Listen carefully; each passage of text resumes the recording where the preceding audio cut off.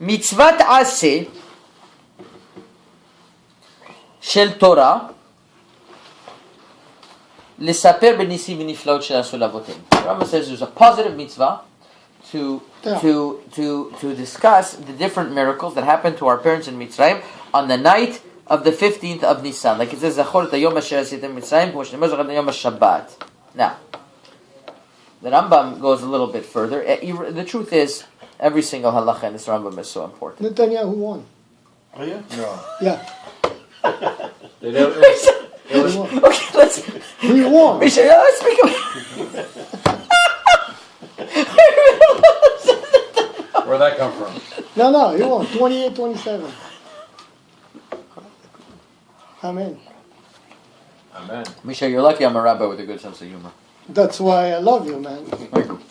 In Morocco, you know what they would have done to you? They would kill me. That's good. Tied. I get to eat my thing. It's tied to the election not to know the secure shot at fourth term. Yeah. Haggada of Pesah or what? ובכל דור ודור. The Rambam says in Halacha Vav, in every single generation. Alenu. Listen to this. Hayav Adam. What's the next word? ללמוד ולהיזכר. No. לראות את עצמו. כאילו יצא ממצרים. Right. But the Rambam doesn't say that. The Rambam says, Hayav Adam leharot et atzmo. He has to show himself as if he's doing it. From here, there is the source that you have to act out as if you're coming out from Egypt. Hayav Adam leharot et atzmo. You have to show yourself like you're leaving out from Egypt. You know, like there's the whole skit that Father does. Where are you going from Mitzrayim? And where are you coming from? You know. That's what we have to do. We have to do ki'ilu. Remember we spoke about last week that you have to play out the scene. Now this is a very interesting mitzvah. Like you weren't there. Like how could you make believe as if you're going out from Egypt? It's a very hard mitzvah to duplicate and to replicate, if you ask me. But we say every year that we still slaves. Right. Every year we say. Right. Right. We say Shana Haba B'Yerushalayim. So I just wanted to point out that the Rambam takes this literally. Takes this out literally. That you have to feel as if you are leaving Mitzrayim. You have to do as if you are leaving Mitzrayim. When you're reading the Haggada. Yeah. Well, the whole night of Pesah.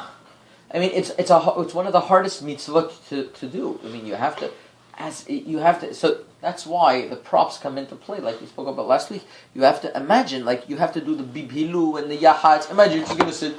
I have to think. You know, you're going to think as much as you can. You're not going to feel it. Mm-hmm. You're not going to. You're not going to get into it as much. So that's why. Well, that's the beauty of it. Most of our holidays, we feel them. We not just because they are there and then that's it.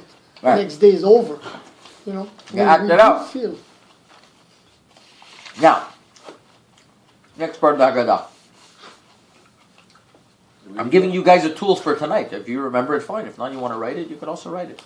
My wife today bought all the little props, like the animals. Oh, she did. I'm very into that. Hollywood. And as you saw, you need lighting also. You saw the email. You need lighting. Okay. Ça, c'est pour les templates. Pour les quoi? Templates. Oh yeah, right, templates. Ma'aseh ברבי אליעזר, ביהושע, בלעזר בן עזריה, רבי עקיבא, רבי טרפון, שהיו מסובים בבני ברק. What's the common denominator between these חכמים? They were all גדולים של הדור. Right. That's number one. But listen to this. The Haggada writes, I'm going to read to you over here, each one. I just read this in the Gemara actually, that Rabbi Eliezer ben Azariah was a Kohen. I didn't know that he was a Kohen. There's a story in the Gemara that I just read. It was unbelievable. There was a machloket Rabbi Akiva and Rabbi Eliezer ben Azariah. By the way, I get a mazal tov because I think this week I finished Shas. Oh! It took me about 8 years. Where the party? So I have to do the Seudah. But why do I say I think? Because I know I started in the middle of Masechet Yibamot.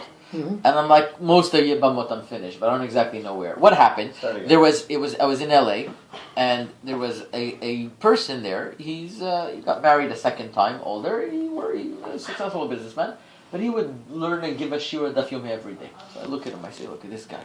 I'm supposed to be quote unquote a rabbi. if he could do it, I could do it too. So I started doing it and I didn't stop. So now I think he lives in Florida somewhere. I want to track him down and invite him to come. If I can't invite him to come, at least Skype him to come. That's the second best thing. Yeah. Or FaceTime, whatever you guys have. Whatever, I don't know. That would be a nice thing, no? Yeah, of course. So I read in the Gemara in Yevamot that I was just finishing up that there's a Mahloket Rabbi Akiva and Rabbi Lebhar ben Azariah on Ma'aser. You know, there's Truma and Ma'aser. Truma is the tithes that the Kohen gets. Ma'aser is the tithes that the Levi gets.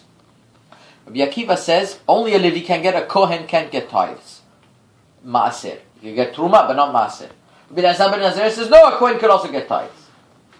So there's a story in the Gemara that Rabbi Lebhar ben Azariah was poor, like anything. And he was a Kohen. So he would always wait by a certain guy that the guy would give him his Ma'aser. So Rabbi Akiva was against it because he held the Kohen can't get the Ma'aser. So he would go in front of the door and he would block him. You see, you can't get the Ma'aser. Poor guy. His livelihood. So that's what you see. So he was he was a Kohen. Rabbi Eliezer ben Azariah, and who else was a Kohen? Rabbi Tarfon. Rabbi Tarfon were also Kohen. Okay? Rabbi Yeshua was a Levi. Okay? Rabbi Akiva was the son, and not only that, Rabbi Yeshua was a Levi. So you had 2 coins and 2 Levites? And Rabbi Akiva was the son of Gerim. He was the son of converts. They say that what I mentioned was that they say that his father was a non-Jew and his mother was a Jew. That's what they say. Or Rabbi Akiva. Rabbi Tzadok says that he was Jewish, but he was like his father comes from.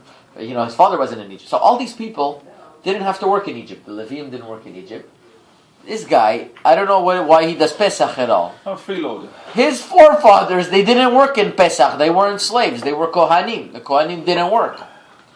So these people, even though they were in Bnei Brak, they still have to speak about Yetziat Mitzrayim. So this is what Shmuel Cohen is going to say on the night of Pesach. He's going to say, Ma'aseh Rabbi Eliezer ben Yeshua. Stop, I have a thing. My forefathers didn't work in Egypt. But so didn't Rabbi Eliezer ben Azariah, and Rabbi Yeshua, and Rabbi Akiva, and Rabbi Tarfon. Says the Haggada. This is Maran Haggada who says this. And still they have to speak about Yetziat Mitzrayim. Okay? You have what to say? You'll remember it? I remember. You'll remember it. Okay. Then we go on. The Haggada, basically, this is all, I call this part of the Haggada, intros. Introductions. It's telling you the importance, it's like the hype. It's hyping up. Why is Yetziat Mitzrayim so important? What happened to Rabbi Eliezer? Rabbi Yeshua was a Levi, Rabbi Azariah, Rabbi Tarfon, or Kohen. But let's talk about Rabbi Eliezer. I guess Rabbi Eliezer was also a Kohen, a Levi, but I don't know. Doesn't say that. Okay, now Rabbi Eliezer ben Azariah says he was 70 years old and he still didn't say Yetziat Mitzrayim until he got the night. Okay, everybody knows his beard grew longer. Yada yada. Okay. He was young. Yeah. Baruch HaMakom Baruch Hu. There's 4 sons. Why do we have to talk about the 4 sons? What's the big deal if there was 4 sons? Right? Okay, right. But it's teaching us a very important. But it's teaching you a very important lesson here. The very important lesson is, despite the fact that you're going to have different levels of people at the table, to be able to tell them Yetziat Mitzrayim according to their level. So let's say you're going to have a big Talmid Hacham. He has to understand that according to his level. You have a simple child who doesn't know anything, according to his level. A person who's a Rasha, to talk about philosophy. Okay, let's try to explain. Over here it says, don't speak to him. Okay, that's somebody who doesn't want to listen. He just wants to ruin the night. So that's something different. Let's say if somebody who's he's really puzzled about the basics. So you're not going to start talking about, I was in Egypt, you were not in Egypt, whatever Lebhar said on that. You're not going to talk about that. Talk about basics. Basics, fundamentals, all matters who you have. Which is if you have kids and grandkids, that's who you concentrate on the night of the Seder. We said that last week. Forget about the guests. The guests are very nice. I told you a story when I was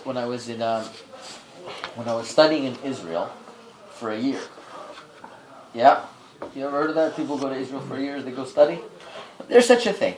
When they go studying for a year in Israel, and they're and I didn't come home for Pesach that year. So my friend and I, we were invited to the head of the seminary, the biggest seminary for girls. It's called Neve Yerushalayim. Very big seminary for girls at Harnov. So we were invited, as we're like from Canada, 2 punks from Canada. We thought we're going to go there, we're going to get a lot of attention, the rabbi is going to take care of us. We get in there. He's fine, he's very cordial, very nice, Shalom Aleichem. The whole Haggada, we had, we prepared some stuff to say, didn't ask us. All about his little grandkids over there. He was speaking to them and explaining to them, and we were around the table like that. But he only concentrated on them, and and I learned a very important lesson. That's the way it should be. That you have to concentrate on the kids. So that's why there's Keneged Arba Banim Dibra Torah, Keneged the four children the Torah discussed, because we have to teach the children according to their level. We can't teach them according to something they don't understand. Read the Haggada. What did it say? I don't know. Who cares? Go further. What do you mean? That's not what the Haggada is about. You explain to them, even if they misbehaved that night, the night of Pesach. Last year I had this, one of my children, they misbehaved. I was so upset. But I had to contain myself. I bribed them or whatever else. I didn't do what I should do according to Chinuch, but the night of Pesach you have to give in a little bit. You have to put the belt aside. Usually it's the belt, right? In Morocco, that's the minhag in Morocco. No, it's the other way. In Morocco, it's the other way. They put the belt on the floor and they hit the kid on the belt.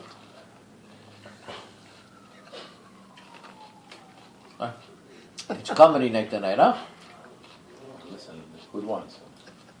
Still Netanyahu one? No change now? I'm so glad. No, maybe it changed now. Maybe they counted more carefully. It could be. No. I would have gotten SMS from... No, one of the stations says 28, 27, and the other station says 27. No, I saw the latest. Which time? Just before I came. Okay, so what happened is that where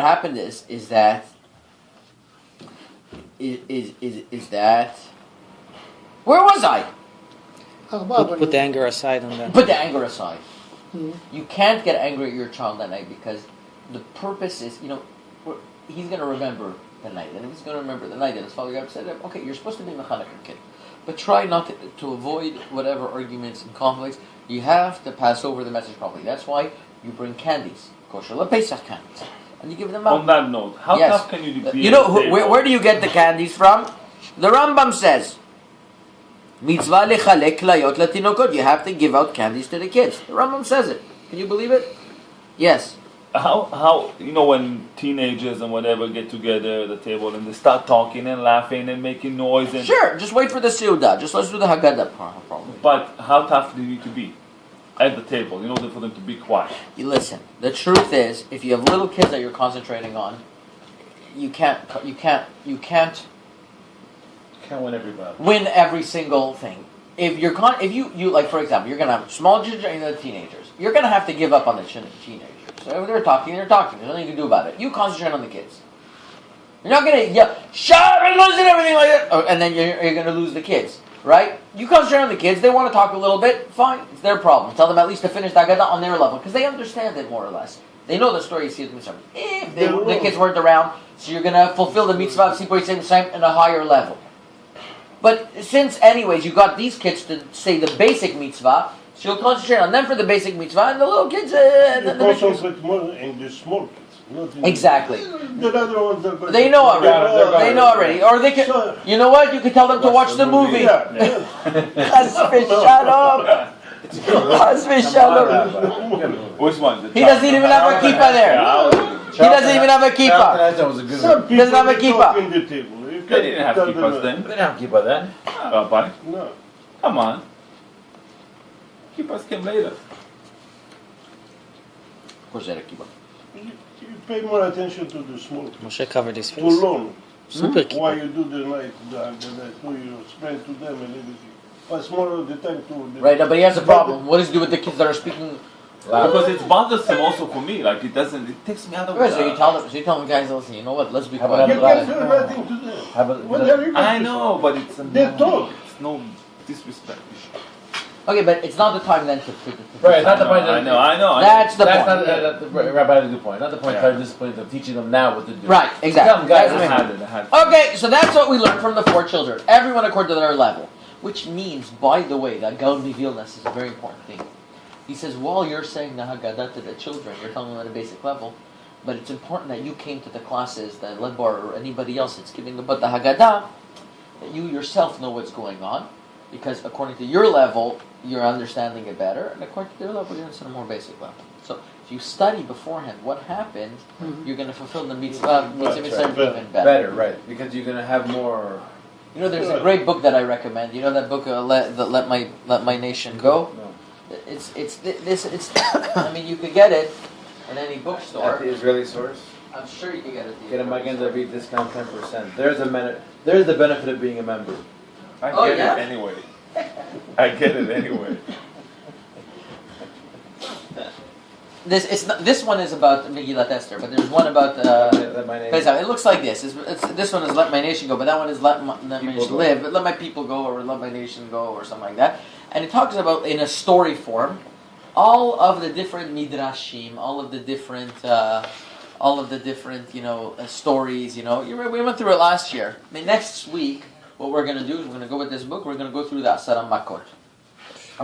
But the frogs, how there was a lot of crocodiles there also, and make things very fun especially for the kids. It's important. Me to mention after something about Purim after the show. Okay. Again, we're pulling you guys. No, because that's tremendous. Okay, let's continue on in the Haggadah so far. We got to move on. I'm getting up to the plagues at least tonight. Okay. Okay.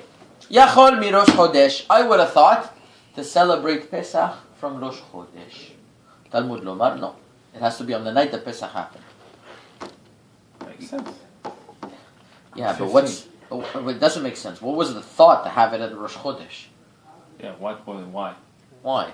Doesn't make sense. ראש חודש היום לכם הוא יום לכל השנים ונערך. Okay, so? Blessing on the new moon, so that's the beginning of the freedom. That's when Hashem told them... No, but we left. We left in the time of Pesach. You left the time. So Rabbi Lebhar says, he says a little bit different. He says like this. He says, what's the whole purpose of Yetziat Mitzrayim? The whole purpose of Yetziat Mitzrayim is to recognize that we are different than all the nations. We work on a different level, a different sphere. Like there's the people that wear the regular suits like me, and there's people who wear the Harry Roses. There's different levels. There's different levels. Rabbi, you and me are on the same level. Between you and me. There's the suit is a suit. That's it. You wear the suit. It's the person. I'm just happy that you're here. It's the person who makes the suit. It's the person who It's makes the person inside. So, Kavod Adam Levusho. this is a Cohen, Simon Cohen. Shimon. Cohen. You know Mr. Elbaz, his father, Rabbi Shalom. Yes. Rabbi Elbaz. It's Cohen. Rabbi Lebhar. Mr. Elbaz he was a tailor. Oh, yeah? And he's come to you, and he made suits. And he's come to you, and he said, Couture, Joseph Elbaz in Casablanca. And these suits are like 60 years old, like he just took them off. I have a suit that Mr. Ben Sheton brought Mr. me. Ben Sheton sent you the letter. With a letter. Yeah, I just looked a couple days ago. He brought me a Shabbat because his daughter used to push him on the wheelchair. A Shabbat, he brought a package. And he says, please don't open it until Motzei Shabbat. No problem. I opened the package. There were 2 packages. One inside the other. I poured the first envelope. I opened, there was a letter. I was very pleased and honored and privileged to have known your father. He was a friend of the family. Blah, blah, blah, blah, blah, blah. Fine. Yada, yada, yada. Then I opened the other one, and I found another letter. It says, this suit, it was a suit that my father, Alav Shalom, did in 1932 to his brother. His brother passed away, so he took the suit from him. He says, what am I going to do with it? I'm going to have to return the suit to the source. So he brought back the suit to me. The suit is still in mint condition. The buttons are still there. You wear it. Everything is handmade. Everything. No, but you saw the lining. Everything. Everything, Rabbi. And he walked in here, Mr. Elbaz, until his last days. Came in, Bogos. He was always well Bogos. dressed. Bogos. He walked in here, and the best thing, he's going to the bathroom, and he heard Aviv make an error, and the one of the Corrected him. Right away, on the way to the bathroom. On the way. So that's the beauty of Pesach. So there's different levels, and our different level of being Jews is that we are not subject to the laws of nature. How do we know that we're not subject to the laws of nature? Rosh Chodesh. Why Rosh Chodesh? Because the moon tells you that it's us who know when Rosh Chodesh is. You know, if we saw the moon on one day, it's this way. If we saw the moon the next day, it's the other day. It's not according to what's going to happen. When we say it's Rosh Chodesh, that's what happens. So it's us who makes the years. You know, there's a halacha like this, that a girl who's 3 years old, she gets her virginity. If it's punctured, it will grow back before 3 years old. After 3 years old, it doesn't grow back. So the Gemara has a question. You remember this? The Gemara has a question. What happens if it's a leap year? She's like 36 months and it's a leap year, and her virginity got punctured. Let's say there's a stick or whatever else, or somebody abused her or something. Will it grow back or not? So the Gemara says like this: it depends. If the Hachamim were mekadesh it, then the nature changes, and she'll have her virginity earlier. And if not, the nature will adapt according to what the Torah says. Mm-hmm. That's what happened in Yetziat Mitzrayim. What the secret of Yetziat Mitzrayim, there's a whole book about this, but the secret of Yetziat Mitzrayim is that we are above nature. That's what we showed Paro, that we are ruling over nature. It's not nature that rules above us. We rule over nature. That's why we would have thought Yachol Mi Rosh Chodesh, because the whole point of Yetziat Mitzrayim is not really the night that we left Mitzrayim. It's the part that we went that we went above nature. That's Yachol Mi Rosh Chodesh. Okay, next. In order to properly appreciate, I picked on Mr. Ben-Bi enough, so let's say I'm going to pick on him now. Pick on Eli also. Okay, I hardly ever pick on Eli, that's the truth. Okay, I'll pick on him. No problem. Let's say, Eli, he does so much for the Beit Knesset. Now, if I go to him and I tell him, Eli, thank you very much. Okay, thank you. I said, but if I go to him and I say, thank you very much, that when you're about to lie down in bed last night, after a hard day of work, and then I send you a text message at 9:15 that we were 9 people, and Ariel, I didn't even know if he came in yet or not, but we were 9 and we were waiting for the 10th, and you still came. And for that I want to thank you, because these people didn't do Arvit for so long, and now they finally got to do Arvit. And I go on and on and on. And I say thank you. That's a different thank you than just saying, if I go through the whole story from the beginning. Is that true or not? Yeah. So over here, we start saying, you want to feel the Kilu Yetzer Hashem. The whole point is for you to feel. If you're going to say, we left Egypt, it doesn't do anything to you. You have to start at the beginning. We were at the low of the lows. We were Avodah Zarah. We were. You know what we used to? You have to imagine. You know what we used to? We used to bow down to wood. It's ridiculous. You say the whole story of Terach, and he fought with it's stupidities. And now Hashem brought us closer to His Avodah. And we continue, and we say, Baruch Shomer Avtachto Yisrael Baruch Hu, Shekadosh Baruch Hu Chishev Et HaKetz. Now, what does that mean? This is, by the way, very, very important. The word Ketz is very important. Besides the fact, it's the Kuftzadi. That's what Elishai's party is. Ketz. I don't know if they were over or not over. It's a big machloket. No, he's got 4. He got 4? He got 4, and it's a big machloket if he's 0 or 4, huh? So, see, I know. Ketz. What is the gematria of Ketz? 180. 190. What is the meaning of Kadosh Baruch Hu Chishev Et HaKetz? How long were we supposed to be in Egypt for? 400 years. How many years did we stay? Actually, 210. Redu Mitzrayim. Resh Dalid Vav. 2, 4, 6 is 210. 200. Resh is 200. plus 4 210 minus dalet 190. plus 6 is so Ridu Mitzrayim. But Hashem chishev et haketz. He thought about the end. What is the end? 190, and therefore he sped up the process. Amazing, huh? Even though one of the Psukim said that they stayed in Egypt 430 years. I think you asked that last year. And I found what the answer was. Can I ask a new question? I don't think it's 430. You've answered the Chumash. Show it to you later. The Chumash doesn't talk about how long they stay there. Yes, they did. Black and white. Il me fait des problèmes, hein? I know we had this problem last year, and I figured it out. Come on, Rabbi. Rabbi Nadav, in 2 minutes we're praying Arvi. Good. The final.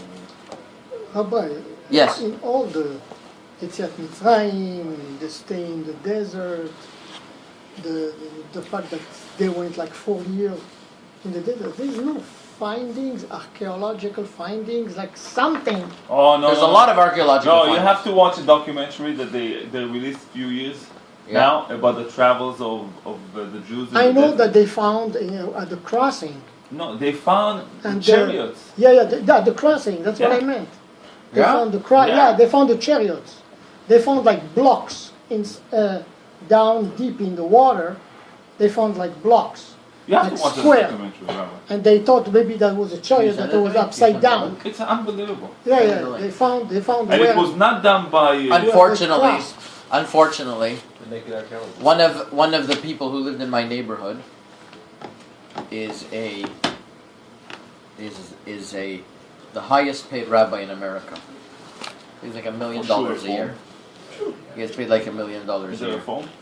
It's conservative, but conservative in LA is like reform, yeah. And he has 80% of his synagogue is Persians. Because they like to be part of the hype or whatever. And he got up one day, the night of Pesach, made sure to invite the LA Times there. He says, I don't believe in the Yetziat Mitzrayim. Oh my God. No archaeological evidence. So what's he a rabbi for? Why doesn't he become? I don't know what he doesn't believe in. That's the foundation of our faith. I have a friend who is the editor of the Jewish newspaper there, David Suissa. You remember David? And he proved to him, you show all this archaeological, this and that. He says, well, I don't know. I don't have to believe it. Thank you. I don't have to believe it. Send to me too. What? He says that a person who doesn't want to believe, he won't believe at all. A person who wants to believe, They even found the egel, the thing of the egel. The thing is like this: a person who doesn't want to believe, he'll find every excuse not to believe. At the end of the day, belief, you have to use a straight mind. You have to use a straight mind. It doesn't make sense that there's no God in the world, in the first place. Emunah is something simple. Emunah is not something complicated. What else happened? This came together just like that? Is that so?